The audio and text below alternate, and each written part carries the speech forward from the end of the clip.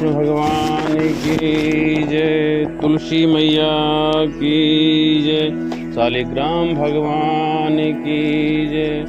ओम गजाननं भूतगणाधिसेवितं कपिध्वजम्बो फलचारुभक्षणं उमासुतं शोकविनाशकारिकं नमामि विघ्नेश्वरपादपङ्कजं।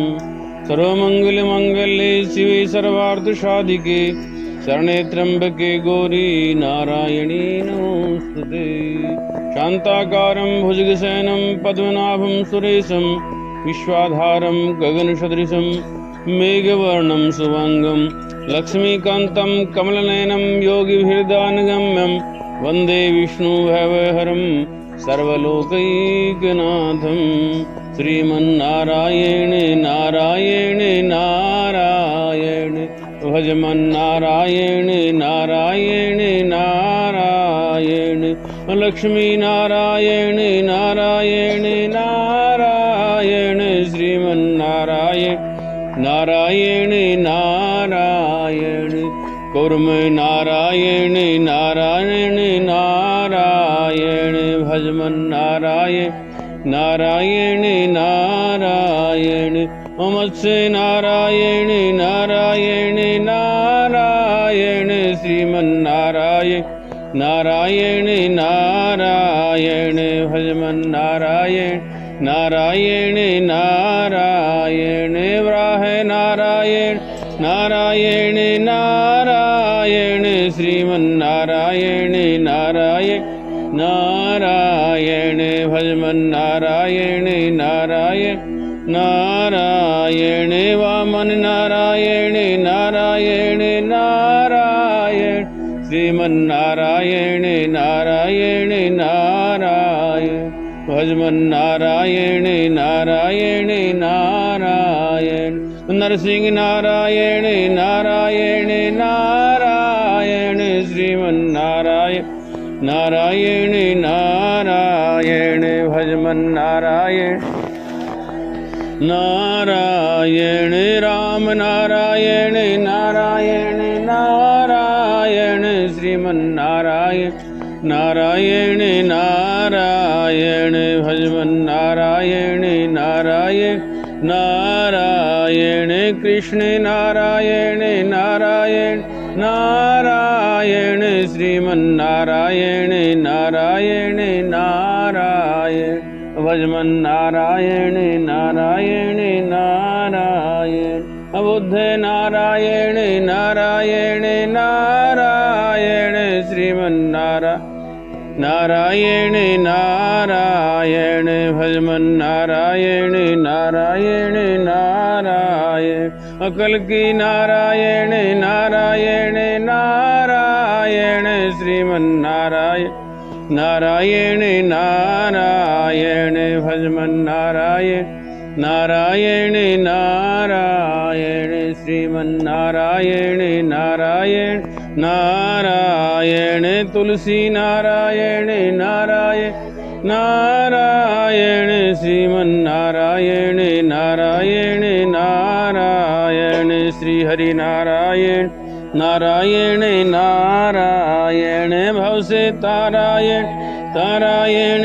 तारायण श्रीमन्नारायण नारायण नारायण। बोलो गोविंद भगवान की जय। कार्तिक मात्यम 14वां अध्याय। 13वें अध्याय तक की कथाओं को भक्ति भाव पूर्वक सुनने के बाद महाराज पृथु ने नारद जी से निवेदन किया कि हे देवर्षि, आप सर्वज्ञाता हैं और मैं अज्ञानी हूँ। अब आप कृपा करके संतान वृद्धि तथा सुख संपत्ति देने वाली महाविद्या, महामाया, महामेधा, महास्मृति, महामोहा, महादेवी, महाईश्वरी तथा सर्व ईश्वरी अहोई देवी की उत्पत्ति तथा उसका व्रत कब और कैसे किया जाता है, इस बारे में हमें विस्तार पूर्वक बतलाइए। महाराज पृथु द्वारा इस प्रकार प्रार्थना किए जाने पर नारद जी एक प्राचीन कथा सुनाते हुए बोले कि हे राजन, एक समय कलिकाल में बड़ा भारी दुर्भिक्ष पड़ा।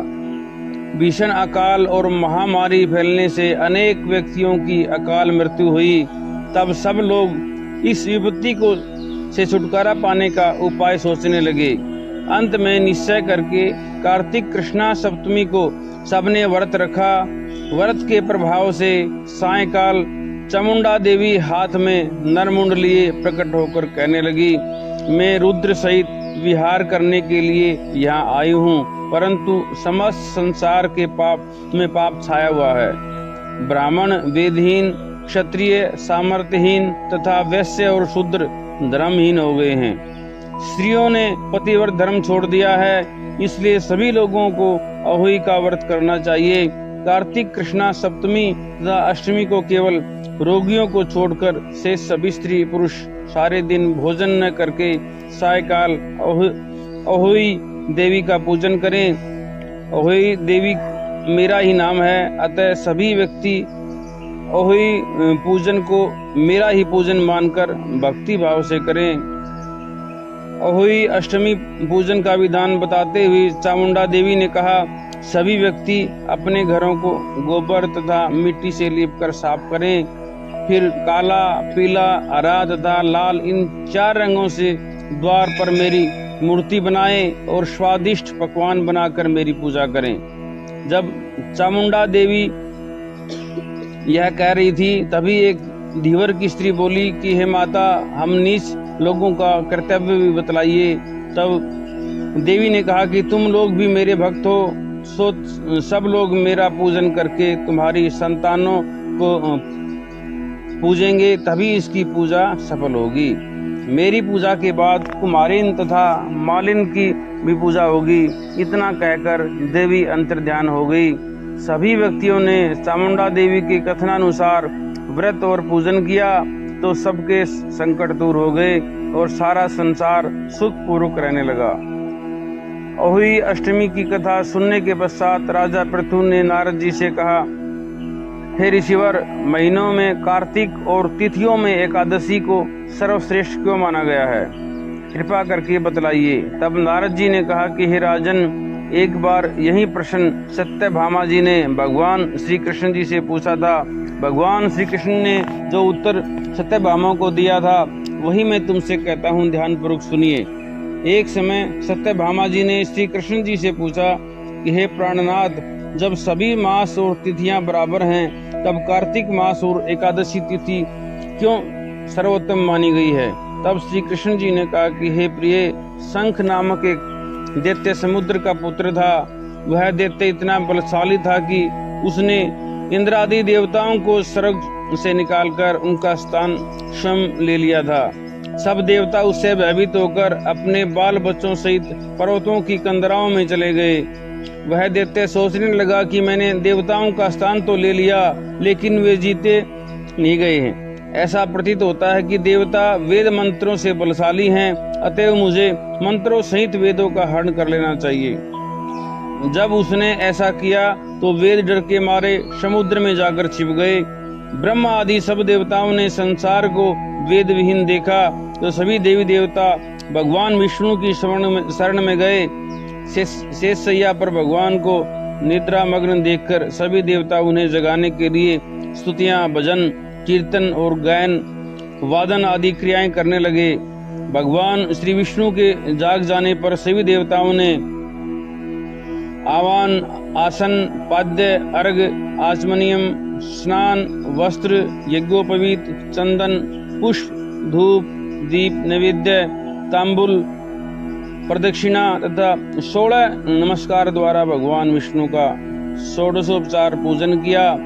तब विष्णु भगवान प्रसन्न होकर देवताओं ने से कहने लगे, हे देवताओं, मैं तुमसे प्रसन्न हूँ, अतएव शंख आदि दैत्य को मारकर मैं चारों वेदों को शीघ्र ही ले आऊंगा, परंतु आज से वेद बीज मंत्रों सहित कार्तिक मास में जल में निवास करेंगे।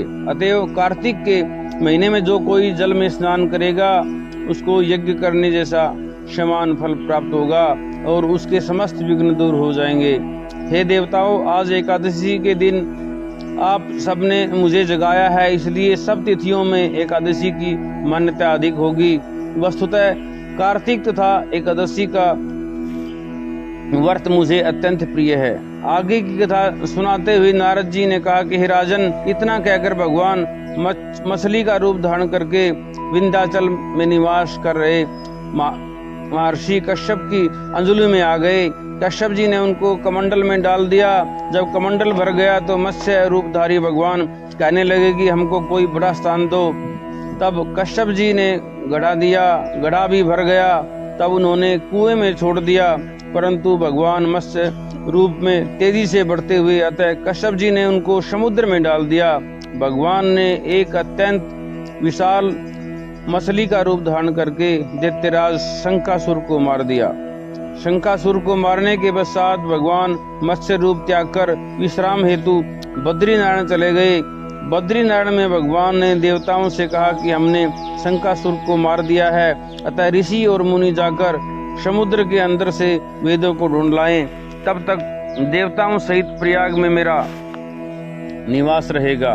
तब ऋषियों ने अपने तपोबल द्वारा समुद्र में से वेदों के 6 अंगों छंद, व्याकरण, कोश, वेदिक, ज्योतिष तथा स्मृति को ढूंढ कर निकाला।